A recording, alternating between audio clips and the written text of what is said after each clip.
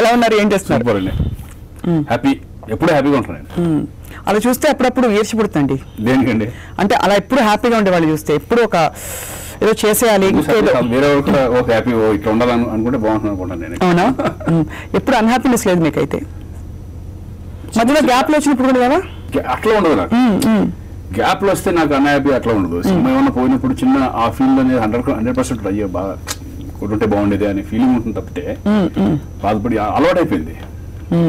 ఇట్లకి ఫ్లాప్లకి అన్నిటికీ అలవాటు అయిపోయింది కాబట్టి ఓకే చూద్దాం, నెక్స్ట్ సినిమా చూద్దాం, నెక్స్ట్ సినిమా చూద్దాం, ఓకే ఇంకా బెటర్ డైరెక్టర్ని పెట్టుకుందాం, ఇంకో బెటర్ సబ్జెక్ట్ ఎన్నుకుందాం, ఆ రేంజ్లోనే ఉంటుంది తప్పితే డిసప్పాయింట్ అయిపోయి ఇంట్లో ఇంకా అయిపోయింది, ఆ స్టేజ్ దాటిపోయింది. కాబట్టి మీకు 100 సినిమాలు పూర్తయ్యాయని అనిపిస్తుంది కానీ అనిపించట్లేదు, ఇంకా యూ లుకింగ్ హ్యాపెనింగ్. అదే అనుకున్నాను, అంటే 100 ఫిలింలు ఇన్ని సినిమా చేసాను ఇప్పుడే అనుకున్నాను, ఇన్ని సినిమాలు అప్పుడే చేసానా, నాకు మొన్న పెళ్లి సందర్భం చూస్తే మొన్న చేసినట్టు ఫీలింగ్.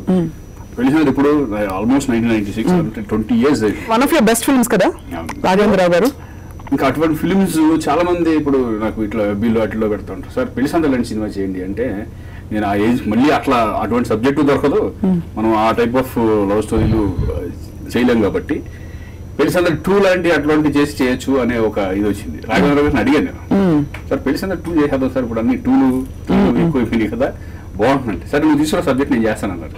నేను తీసుకొచ్చేటట్టు విమల్ సార్ నేను తీసుకొచ్చి డైరెక్ట్ నేనే ప్రొడ్యూస్ చేస్తాను సార్, నాకు మీరు కథ మీరే చేయండి సార్ అని అడిగి చాలాసార్లు రక్తం జరుగుతూ ఉంటుంది.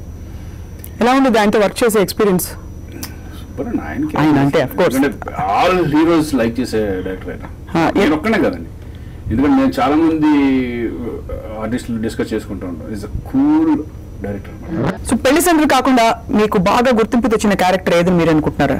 ప్రేష్ రవే నాకు ఇష్టం క్యారెక్టర్ కూడా, ఎందుకంటే క్లైమాక్స్ లో కానీ ఆ స్ట్రగుల్ కానీ ఒక ఆ రేంజ్ అప్పుడు, తర్వాత మళ్ళీ ఖడ్గం కానీ అమేజింగ్ ఆపరేషన్ దుర్యోధన క్యారెక్టర్ కానీ, మధ్యలో తారక రాముడు సినిమా ఫెయిల్ అయినా కూడా క్యారెక్టర్ నాకు బాగా నచ్చింది. ఇప్పటికీ చూస్తూ ఉంటాను, సాంగ్స్ చూస్తూ ఉంటాను అనమాట.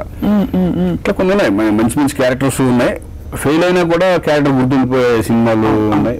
చాలా బిలీవబుల్ క్యారెక్టర్స్ మీవి. ఎందుకంటే మామూలుగా హీరో అంటే కొట్టే hero, rough and tough hero అంటే కింద లో యాంగిల్ కెమెరా పెట్టి అలాంటి బిల్డప్ ఇచ్చే చూస్తాం కానీ బిల్డప్ లేకుండా చేసుకుంటే బిల్డప్ లేకుండా ఫ్యామిలీ సబ్జెక్ట్స్ కి ఎక్కువ బిల్డప్స్ ఉండవు జనరల్ గా. బట్ వీటిలో కూడా ఈ ఆపరేషన్ దుర్యోధన లాంటి కొంచెం పోలీస్ క్యారెక్టర్స్ కావచ్చు, నేచురల్ గా తీసుకుంటే అది మీరు చెప్పి చేయించేవాళ్ళ లేకపోతే మీకోసం అలా?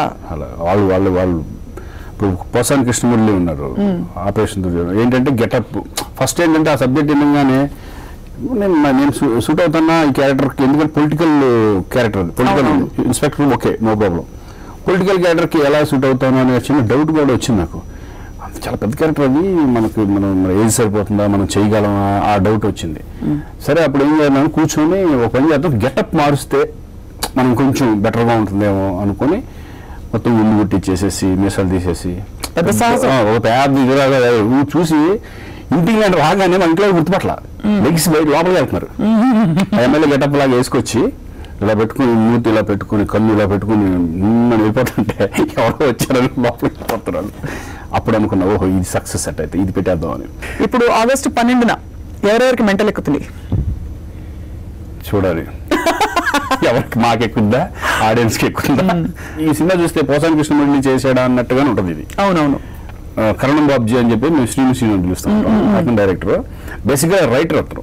ఎలా ఉంటుందంటే మొత్తంగా ఈ క్యారెక్టర్ చూస్తే మీకు అంటే పాజిటివ్ అంటే నెగిటివ్ అవుతుందా? అంటే స్ట్రిక్ట్ పోలీస్ ఆఫీసర్ యాక్చువల్గా, ఏంటంటే బాగా స్ట్రిక్ట్ పోలీస్ ఆఫీసర్. అంటే అతను ఏంటంటే ఇతన్ని డ్యూటీలోంచి చేసినా సరే డ్రెస్ వేసుకుని తిరుగుతుంటాడు. అంటే డ్రెస్ ఉన్నా లేకపోయినా, టోపీ ఉన్నా లేకపోయినా నేను పోలీసుని సత్యవంత వరకు పోలీసుగానే ఉంటాను, పోలీసుగానే బతుకుతున్నాను అనే టైప్ ఆఫ్ క్యారెక్టర్. అంటే స్ట్రిక్ట్ పోలీస్ ఆఫీసర్ అనే దానికి మేము ఎందుకు మెంటల్ పోలీస్ అని టైటిల్ పెట్టామంటే, జనరల్గా స్ట్రిక్ట్గా ఉన్నవాళ్ళు బాగా ఇదిగా ఉన్నవాళ్ళు మెంటల్ ఎక్కిందని అంటారు జనరల్. అది మెంటల్ అంటే తిట్టు కాదు, నేను అనుకోవడం పాజిటివ్ ఎనర్జీ ఉందనే చెప్పి మెంటల్ పోలీస్ అని పెట్టాం. అది చాలా కోర్టులో గొడవలు అయినాయి, పోలీస్ తీసేసాం. ఇప్పుడు మేము ఇన్ని సినిమాల తర్వాత మిమ్మల్ని సీనియర్ హీరో అనాలా వద్దా? సీనియర్ అనుకోండి, ఎవర్ గ్రీన్ ఏదైనా అనుకోండి, బట్ సీనియారిటీ అనేది 100%. ఇప్పుడు నేను వచ్చి 20 years అవుతుంది, సీనియారిటీ అనేది ఉంటుంది. బట్ నాకు ఇంకా మొన్న వచ్చినట్టు ఫీలింగ్, దాన్ని మీరేమంటారు చెప్పండి. డెఫినెట్ గా మాకు కూడా అలాగే. కానీ కమెండబుల్ థింగ్ ఏంటంటే 100 సినిమాలు మార్క్ దాటడం ఈ జనరేషన్ హీరోలకి ఇప్పుడు మనకి వస్తున్న కొత్త వాళ్ళకి అసలు 100 సినిమాలు ఊహించుకోవడం కష్టం. ఇప్పుడు ఈవెన్ మా రోషన్ మా అబ్బాయి వచ్చాడు అనుకోండి, ఆడో చేయలేడు, ఇంపాసిబుల్. ఎందుకంటే వాళ్ళు ఇప్పుడు చాలా జాగ్రత్తగా కేర్ఫుల్ గా ఇదివరలాగా లేదు. ఎలా ఉంటుంది మీ ఆలోచన, ఏది వస్తే అంటే ఈవి గారు కృష్ణారెడ్డి గారు ఉన్నప్పుడు నేను సబ్జెక్టులు కూడా ఎన్నుకొని సినిమాలు చేసాం, వాళ్ళు హిట్లు ఇచ్చారు అలాగే.